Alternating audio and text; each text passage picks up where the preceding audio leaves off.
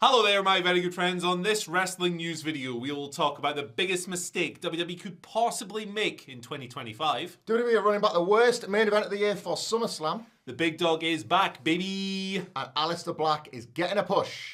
Don't turn your back on Aleister Black. I'm Andy. I'm Michael. And this is the news. You missed it earlier. We dived into the great Blake Monroe debate this morning. You can check that video out on the channel. But just now, we're here to talk about what's the biggest mistake, Michael, that WWE could possibly do. What's the one thing that WWE could possibly do in the year big 2025 that would hurt their business? Sign more wrestlers? Turning Cody Rhodes heel is the correct answer. But yeah, this is a report here from Dave Meltzer. He's on Wrestling Observer Radio.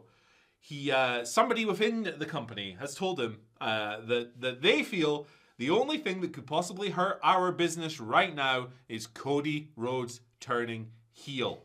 And apparently, even The Rock, however, has not given up on this idea, which is in line with what we know about back reporting the chess match here, aren't Yeah, we? That's what's happening there. double O Dwayner. So yeah, it's a cool quote because it comes after Cody Rhodes at Fanatics Fest this past week. Told Kay Adams that his time as the top babyface, the top good guy, was coming to an end. He didn't know when it was going to happen, but he said you can only be the top good guy for so long before people want to see something different, something fresh. They get sick of you, all of this stuff. Me and Adam did a big ass, or was it me and Adam or was it you and I can't remember. But two people from this place of work did a big ass video about it earlier in the week. So you can check that out as well if you want like a big in-depth breakdown of this. But yeah, our point was that we kind of disagree with Cody a little bit because you listen to the fans.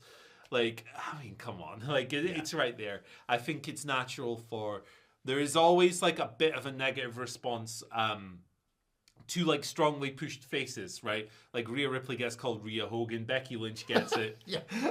Cody gets it to a degree, but it's only ever concentrated on like a portion of people, mostly on social media, because as soon as the music hits and everyone goes mental, that stuff doesn't really matter. It's not the Roman Cena era, is it, of years gone by? Yeah, exactly. So I agree with this person who thinks that this is the only thing that could hurt WWE business because, I mean, you look at things like this week, the conversation around Saudi Arabia and should they go, should they not, all of this. I don't think that most WWE fans really care, to be honest. Whether or not they should, that's a different conversation. But like in reality, things like that don't hurt the company's business, right? They never do. Controversies is what I mean. And in terms of Cody Rhodes, he's the big babyface star. It's like, yeah, if they turned him heel, who takes that spot? I don't think there's really an obvious answer. I mean, up until about 3 or 4 weeks ago, it said CM Punk was a shoo-in. The pops were getting louder and louder, but we will see how he kind of emerges off the other side of this John Cena program. He needs to snap out of a Slim Jim, doesn't he? He certainly does. I get what Cody's doing here, I think, from watching how the man has operated and worked over the past decade or so. Look, like, influential doesn't cover it. Yeah. Like, maybe the most singular performer, most responsible for the most amount of change in North American wrestling is probably Cody Rhodes. Yeah.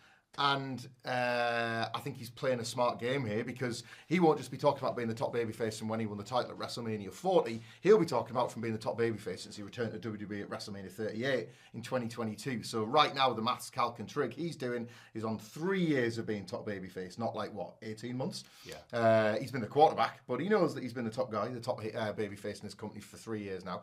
And he knows that is hen's teeth rare in the modern era. You know, you get a year if you're lucky before fans start to turn. 52 weeks is a lot of seeing a performer, you know.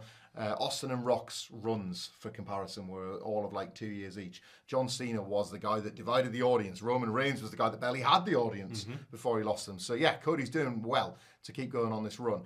So I think he's foreshadowing and forecasting the point at which he will have to turn, but I don't necessarily think that's round the corner. Yeah. I also think anytime anything like this comes out, it's funny you mentioned the Rock's context was added at the bottom. I'm increasingly obsessed with this turf war between Triple H and The Rock. And every time a story like this comes out, it's the first thing I think of. Whether that's conspiratorial on my part now, I don't know. But this constant, like, clashing of the heads, a clashing of philosophies of how they would choose to use talents, all that sort of stuff. Every one of these stories now feels I'm just going to say it, directly tied to that. When certain things get leaked that favour one name over the other, you think, well, why has that come out now? What's about to come out? Yeah. And the Cody Rhodes, I think John Cena to this day is being used somewhat as a pawn. The Rock was obviously so integral in the turning of John Cena, and it doesn't feel like Triple H has necessarily put his best foot forward creatively with the John Cena character. John Cena himself has come out and said things like, "Yeah, we're riffing on the spot. We're kind of coming up with things on the spot." What's the one thing Triple H's booking doesn't do? Come up with things on the spot. You know, all of this feels like the ongoing power play chess match between these two men. The day that Cody Rhodes turns heel, I still feel like it will have been something that will have decided in a different battle entirely. I agree. I agree completely. It's fun to watch. And who knows when the Dwayner will come back through and people's elbow all over Paul Levesque's plans. He's the spectre of chaos that you hate and I crave. I love chaos. It's so much fun to cover. I'll tell you why it stresses me out, because it may mean I have to sit through yet another John Cena and Cody Rhodes main event, because it may be that we are heading that way for SummerSlam. The first two-nighter. Obviously, a bit of history being made at MetLife Stadium in the summer, and per WrestleVotes Radio, it looks like they're running back the WrestleMania main event. John Cena and Cody Rhodes for the WWE title. Now, I guess this should come with preemptive conditional spoiler tags, because we are recording this just 24 hours before Night of Champions, where Cody Rhodes will take on Randy Orton in the King of the Ring final, and John Cena will take on CM Punk in the WWE title match, where Seth Rollins and his Money in the Bank briefcase looms large. This would potentially spoil those results. It would be Cena winning his title match and Cody winning the King of the Ring. There could be different results. Who knows? But this is certainly per the reporter, who says that the WWE current plans is to book a championship rematch. This means Cena and Rhodes are likely to win the matches in Saudi Arabia on Saturday night. There has been a lot of discussion this year about Travis Scott taking wrestling lessons. We had the Cody Rhodes, Jey Uso, John Cena, Logan Paul tag match at Money in the Bank that was rumoured to feature Travis Scott before we got what we got. And Cody Rhodes got, at very least, a pin on Cena to kind of level the series between the two of them after Cena beat Rhodes. So yeah, this does feel like, if nothing else, it makes a bit of sense that we would be getting back here. But who knows? Maybe plans can change, pal, and they might do at Night of Champions. Yeah. But it seems to be headed that direction. It does. And there's two sides to it, right? So the first match was from a butt. It was not great. I enjoyed it in the arena, right? I had a good time because I'm in the arena. And, you know, it's a different experience. It was wacky. But you go back and you watch it again, you're like, oh, yeah, this is not very good. No.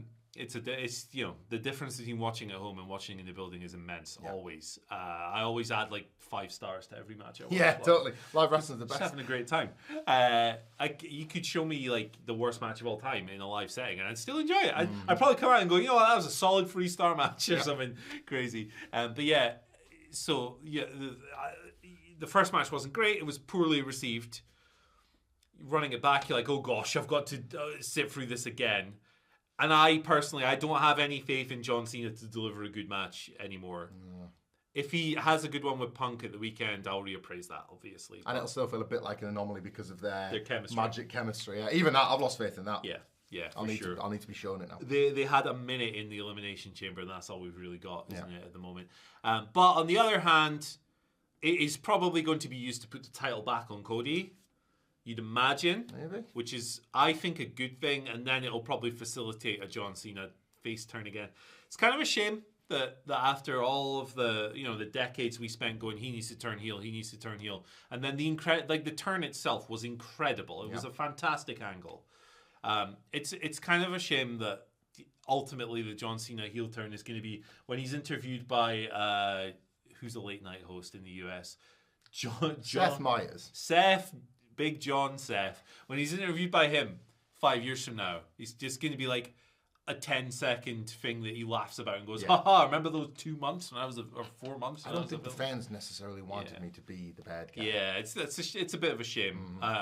But yeah, moving away from it probably will work out for the better, I imagine. What will also work out for the better for you, my friends, is hooking yourself up with NordVPN. And guess what? We have the best deal in the business right now. 76% off if you sign up to that. 4 months for free and up to a $50 Amazon gift card. The link is in the description. It's in the comments. Got to look after your internet security in 2025. And NordVPN is the best VPN in the damn business. Sign up now and you'll get all those great benefits. You'd be berserk not to go for NordVPN. Hey. That's a wrestling gag. Stay. It's one for the comment. What did I mean by that? Let us know in the replies below. Speaking of Big John. Right. Speaking of Big, the big dog. He's back in tribal chief form. WrestleVotes with the report here. Roman Reigns is going to be jacking his arm real soon. I'll read you the tweet. He's coming back. It's that time of year again. Roman Reigns' return is on the horizon. Sources indicate that his name has popped up internally in recent weeks, typically signaling the wheels are in motion for a return heading to the biggest party of the summer. Fightful also had a snippet overnight talking about how they've heard that he'll be back kind of SummerSlam season, which is like 5 weeks away, 6 weeks away. It's crazy. The time is nothing. So it sounds like he's coming back. Look, Roman's on this. He's on this megastar schedule now, which is limited dates. This year, it looks like this year he's just WrestleMania and SummerSlam, brother. Great work if you can get it. Too right, man. Leaves you to speculate on what he might do. He was written off out of the Raw after WrestleMania, beatdown angle by the Seth Rollins club. They don't have a name yet. Braun Breaker. Yeah. Braun Breaker was the deciding factor in that. So, hey, if you're looking at potential singles matches, Spear versus Spear might be cool. But yeah, look, it's Roman Reigns. He's earned himself through his success in his career to be able to work 10 dates a year or something crazy. Can't hate it. I don't knock the hustle at all. Great work if you can get it. Shout outs to the big dog. They were talking as well about how he's going to maybe come back with a variation of his tribal chief nickname. So he's been the OTC, of course. What's he going to be? OGTC? What did they try last summer? I don't know. There was something like there was something else to go along with one tribal chief, and they were having it stand for something else, and they were workshopping a bunch of different stuff, and it didn't really take. I don't remember. It's off to sell more T-shirts, really. Yeah, He's a smart guy. He's a super smart guy. I think there is something to this, right? Roman Reigns, it's going to be a massive part of SummerSlam. They've got 2 nights to fill. It's a further move to WrestleMania by SummerSlam and ultimately the Rumble and Survivor Series, one with a shoot. And they're in a stadium for that in San Diego this November. So the big 4 becoming as big as they possibly can. Stands to reason that Roman Reigns will be a part of the plans. Braun Breaker is a huge opportunity for Breaker. Even in defeat, he could get over kind of to that next level as he kind of works through the gears of being, this like mini Batista 2004, 2005 run that he's getting alongside Seth. But I'm kind of looking on with interest at Roman Reigns' seeming lack of interest in anything but the big shows. He got this sweetheart deal as far back as 2021, coming out the back of the pandemic. But then if you recall, in 2022, I think it was as Sami Zayn entered the bloodline, he was really sinking his teeth into the story again. He was back all the time. He was loving life. And right now he's not. So I do wonder if he's just more than happy to kind of collect the paycheck for the big shows, drop in, do the big stuff and drop out again. Negative is we get less Roman Reigns. Positive is it's probably all big stuff. So if you're still jonesing for that Roman Reigns CM Punk singles match, it could be something that they've got on the docket down at one of the big shows. If Roman Seth won last time for your Shield Law is up your street, you can expect something like that down the line. Only big stuff from here on out, I would imagine. Cody, The Rock. Yeah, exactly. Yeah, these are kind of it. It's hard to imagine a point now where Roman Reigns will drop any lower than just pick your dream match, basically, and there's a good chance that's all you'll get from the old tribal chief himself. Yeah, absolutely. Maybe he'll start calling himself the People's Tribal Chief, and that will lead to future stuff with The Rock. PTC. He starts sort of being a bit of a moral guardian. He's like, no swearing. He resurrects the right to censor. Yeah, comes out in a shirt and tie. Bill Buchanan, he's back, baby. Let's go. A right to censor club. Why not? When he punches that mat, he just puts a big blur on the screen. Hey, I'd be all for a little right to censor rerun. Get Stevie Richards, The Good Father, Bill Buchanan, Ivory. Maybe skip the other guy. And that's it. Yeah. That's all of them. Yeah. What happened to that 5th person? I don't know. If it's Roman Reigns. I don't know, but if you look up their website right now, it's really interesting, actually. Yeah. So, yeah, it's cool. Examine things yourself. Think for yourself. Just to make things clear, absolutely fire Val Venus into the sun is what we're saying. Just in case there's any doubt. Yeah. Don't want that. No, thank you. Anyway. Shout out to the non-alcoholics. Right, switching gears, sort of.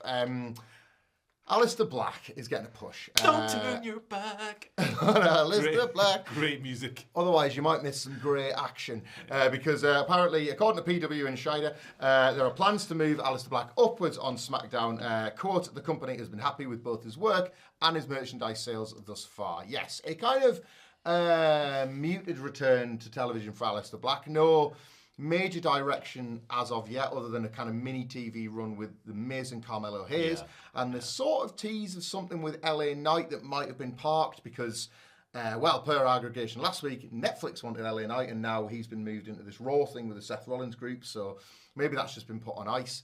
There's a mid-card raft of wrestlers that Aleister Black could feud with. Yes, the merchandise sales matter. Now we've talked non-stop about how WWE will be so driven by numbers and stats and all those like pie charts of who's selling what that they will absolutely make their decisions accordingly. All the way down to someone like Karrion Kross getting his t-shirt sold at arenas. Like they will look at those numbers and make decisions accordingly. So Aleister Black presumably has impressed people on the spreadsheets. And yeah, nothing obvious right now. But I guess if it's getting reported and if it's getting leaked out there, one can assume that we're going to see little seeds sprouting on television the next few weeks. Yeah, it's like they've half started about 5 or 6 different things. He had an interaction with Ron Killings the other week as well. So like one of those could easily grow into something bigger. But if he's getting a more substantial push, I think that's good. I would rather see him work with people a little higher up the totem pole than The Miz, personally. No disrespect to The Miz, but he's a lower mid-card guy these days. That's what he is now. I'd rather see Aleister Black go higher up the card. Swinging from the crow's nest to the deck as he sails the high seas and pirates the Caribbean. Is WWE going to the Caribbean soon? I don't know. Nonsense. He's a pirate now. We've turned truth. That's how that's going to happen. They've set this up. He did have an eye patch period, so he could be a pirate. Foreshadowing. Yeah. He did the eye makeup all the way through AEW as well. He's dedicated to the lore, is Mr. Don't understand his promo the first time, don't worry, you'll get it when the parrot on his shoulder repeats it. Yeah. So... Imagine that if he just got a little parrot. Like it creaks out of the coffin. Or does it have its own little coffin that it goes... I'm going to get you with my sock full of pieces of 8. And swings it in there. I'm really glad he didn't get Death Rebelled. Yeah. Really glad. There's always time, though. It's one of the best themes of the era. Don't you? If you disrespect Incendiary Man one more time. Look, I think it's amazing that a band can have a living chicken as its lead singer. It's a really good band. I love the theme. I do. I like Remember they got Code Orange in to play it. Remember that? What was it NXT in your house? It was, yeah. They got Todd Pettingill back with that. The whiplash was so funny, where it was like Todd Pettingill going, "Hey, gee guys, welcome to NXT," and then Code Orange was like, "Let's whip and go." Shouts to Code Orange. I like Corman getting shout outs. The duality of pandemic Triple H. You didn't know what to do. Also, all of the musicians we've discussed are much better than the Beatles. So, guess who wins again? A terrible band. Name a song. They've got no songs. Literally no songs. I heard they used to go on stage and just play for 5 minutes because they got no riffs. If the Beatles have got no songs, explain "Animal" by Def Leppard. That's a comment for sure. What's worse, the Beatles or... Where's this going? I don't know. Beatles are Goatles. I don't know. Should be the Goatles, if anything. Yeah, I mean, they've got no riffs. But hey, let us know what you think in the comment section below. Don't talk about the Beatles. They don't deserve it. What Beatles song would you give Aleister Black for his theme song as part of this new push? Let us know in the comments. Give me Shelter, probably, for me. Yellow Submarine for me. Yeah. I need shelter from all these demons online using NordVPN. How about that? That's good stuff. Check this out. We're talking about Blade Monroe, Rikishi Monroe. Yeah. Brian May. See you later. Anna J. Things that rhyme with A. Curry. The band Queen. Andy Murray. Hey, there we go. Bye.